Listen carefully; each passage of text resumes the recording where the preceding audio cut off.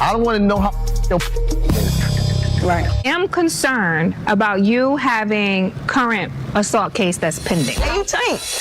Yeah, I am. Why? Do something about it. things that I told y'all. This is not now. That's TV. I'm not dealing with this damn drama. So we're gonna do an early elimination. The first episode of Deb's House was so good, y'all know I gotta review it. Let's get into it.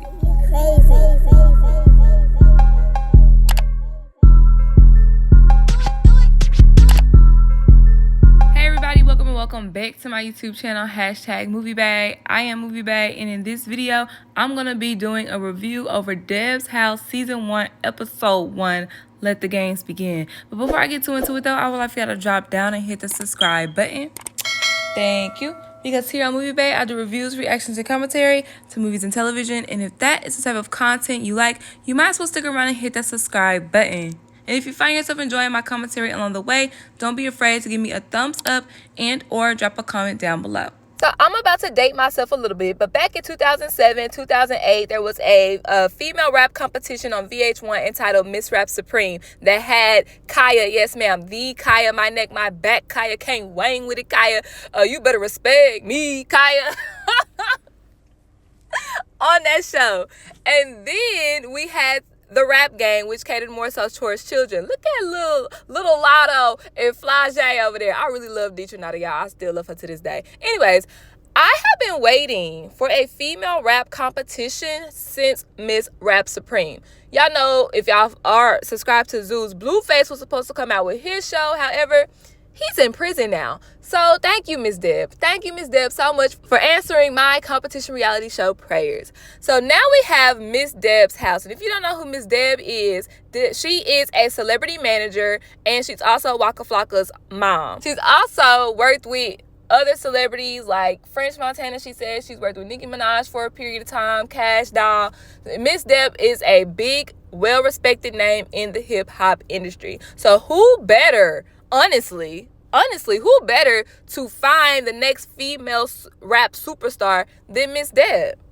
Miss Deb and Source Magazine are holding a Cipher, and they have invited 15 women that I guess they kind of like pre-screened or noticed on social media to participate in this Cipher. Now, who's going to be helping her determine which 8 girls make it into the house are TT Torres, who works for Hot 97, and LL McCullen, right, who is the owner of Source Magazine. So how they're going to do this is they are going to have bring the ladies in groups, and then they're going to have them rap, and then Miss Deb is going to give out a microphone to the people who she deserves to make it into the house. Now, 2 things when it comes to this process. One, I really wish that they just let everybody perform, give notes, and then at the end hand out their microphones. Because hypothetically, say if I got 3 girls left in one microphone, but I like 2 of those 3 girls, somebody gonna be SOL. So that's just my opinion about that. And the second thing is Miss Deb is looking for an artist that she wants to manage, and she is real strict and particular about the type of person, that female that she wants to manage. She doesn't want any of the girls talking about that wop, wop, wop, okay? She ain't trying to hear nothing about your coochie nana. She don't want to hear you rap about sex. She don't want to hear you calling people B's and H's in every bar. And that immediately eliminated about half of the girls that came to try out. I don't want to hear that we real. Right. I don't know if they consider themselves as bitch, but I don't want to hear that. The next thing I don't want to hear, I don't want to know how your Right. It's going to be a definite no for me. Now, I'm not even going to hold you. If one girl go ahead of me and Miss Deb eliminates her for talking about her coochie nana, I'm going to be thinking like, okay, what's a song I got where I don't rap about that? Because I want to make it into the house. But yet you still had girl after girl after girl talk about the same thing. They deserve to go home. So let's get into the girls that actually did make it into the house. First to get a mic was Queen Izzy. She is a Nigerian rapper.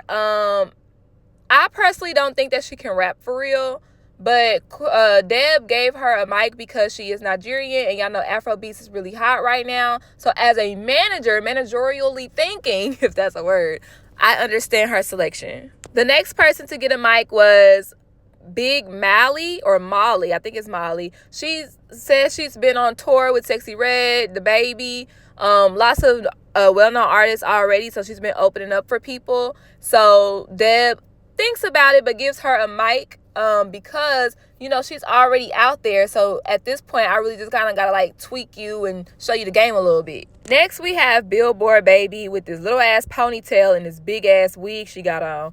I like her. She can rap. Deb is contemplating, she's skeptical about giving her a mic because she thinks that Billboard Baby is going to be a problem if she makes it into this house.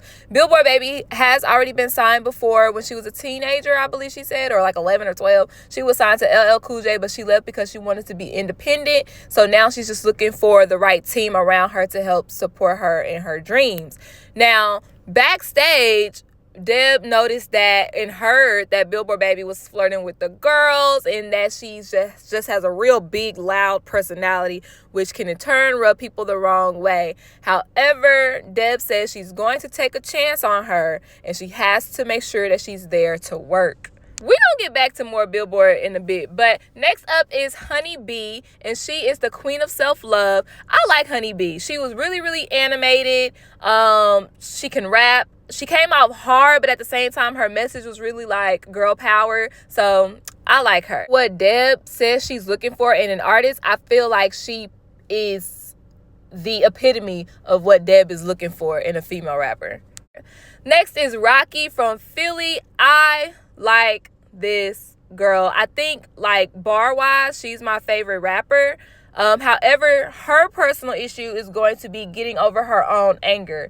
She currently has a charge out against her. Rocky, there's something about you that I really like. You gave me some type of confidence, like in your swag, but I am concerned about you having current assault case that's pending. And she says it wasn't for beating nobody up, so y'all ain't gotta worry about me punching nobody in the face in the house. It's because somebody played with my money. And at the same time, it's like, well, sis, you still can't be popping off at any given time because you're gonna mess up your own career.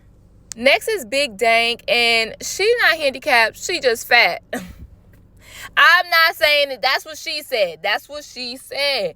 Now, Dank, well, Deb has been watching Dank online, but she said she's not going to show any favoritisms. I like Big Dank. I feel like her lyrics were more so personal, and she said that's because I was a poet before I was anything, and I was like, yep, you got my vote. So Big Dank is in the house. Next up is Electrica. She's a TikTok rapper. And this is the girl that TT Torres went off about being a quote-unquote one-trick pony. An animated rapper is a one-trick pony that do not have sustainability and easy to do. My opinion about this is, girl, be quiet, with all due respect. Animated rappers are, in my personal opinion, they're entertaining. She said that they don't have longevity in this field, but hello, Ludacris, Busta Rhymes, Nicki Minaj, Doja Cat. Like, what are you talking about? All of these people are big names who, I already said Busta, yeah, big names, Chance the Rapper, who have been very successful. So, like, what are you real life talking about? Now, the issue with Electrica, which maybe this part was edited out, but this about Electrica, she can't rap.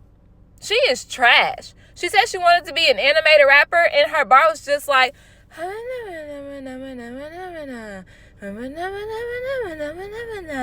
shut up. Stay on TikTok. But she gets into the house because Deb says she has the numbers, she has the followers already. Period. I ain't looking for the best rapper. I'm looking for somebody who can make me some money.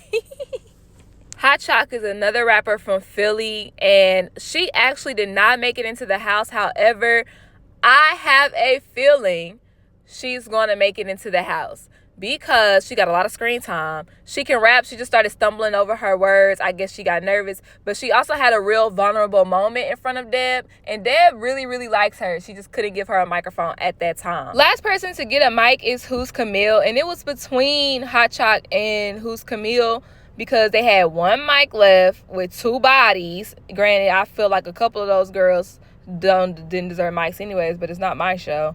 They liked her look. And they liked the fact that she was from the suburbs because not every rapper is a hood, from the struggle, whoop-de-whoop. I agree with that. However, if you're not from the hood, don't incorporate hood things into your lyrics because that's not who you are, good sis. But her hair is slayed, and she is honestly the comedic relief of this entire show. As the girls make it into the house, Billboard Baby is already getting on everybody's nerves. Not everybody, but a majority of the girls' nerves, because her personality is just really, really big. She's just like, I got to roll out already. I just need a team to roll it out with me. I already got hits. I already got videos. I'm just waiting to get a management team so I could drop all my stuff. Like, she's super cocky, super conceited, super loud, and super playful. So as the girls are outside, you know, they're just looking at the scenery, thanking God for, you know, the blessings that has just fallen upon their laps. Billboard Baby asks, hey, are y'all too grown for a snowball fight? She picks up a clump of snow and she throws it at Honey Bee. Now, Honey Bee took this in a playful manner. She grabbed her own snowball in order to retaliate. But because Rocky is short-tempered and already doesn't like Billboard Baby, she inserts herself into something that had absolutely nothing to do with her. Hey, you tank. Yeah, I am. Why? Do something about it. Why you tank? If you ain't gonna do nothing about asking- it, I don't like you. You talk. It's been 2 hours later, and the girls are still going back and forth, shooting shots at each other.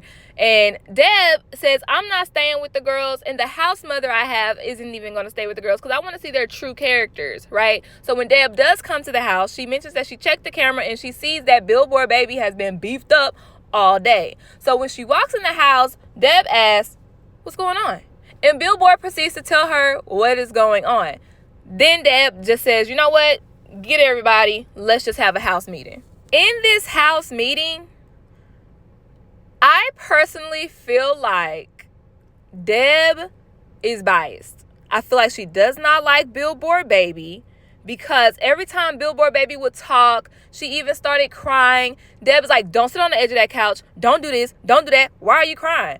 I'm like, but meanwhile, while Deb is talking to Rocky is literally cutting Deb off, talking over her, and Deb is still remaining cool, calm, and collected when it comes to Rocky. I feel like two things can be true at once.